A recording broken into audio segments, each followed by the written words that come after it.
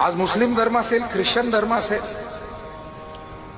त्या धर्मातला धर्मप्रचारक कधी नवरा बायकोच्या पांचट गोष्टी त्याच्या प्रवचनातून सांगत नाही.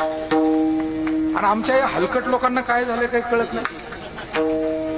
बोलणारे हलकट आणि ऐकणारे त्याच्यापेक्षा. आमच्या धर्माचे वाटोळं आम्ही सुरू केलं आणि त्याचं कोणाला काही वाटत नाही. अरे बाबा, तमाशा वेगळा ठेवा, कीर्तन वेगळं ठेवा, पण दोन्हीचं रिमिक्स करू नका ना. गंमत वेगळी आहे, भक्ती वेगळी आहे.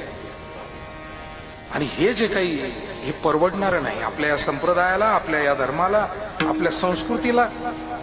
आणि हा विचार जाणणारी मानणारी आपल्यासारखी पुष्कळ चांगली माणसं अजूनही आहेत.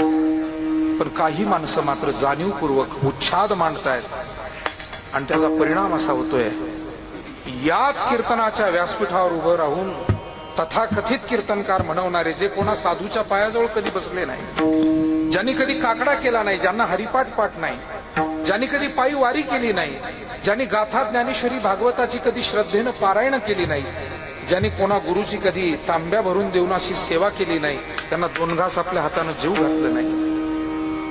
तुम्हाला सांगू का, जी चांगली सून होते ना, तीच भविष्यात चांगली सासू होते. हे तर आपल्याला घराघरात माहिती आहे की नाही. पण हल्ली असं झालंय, सून कोणालाच व्हायचं नाही.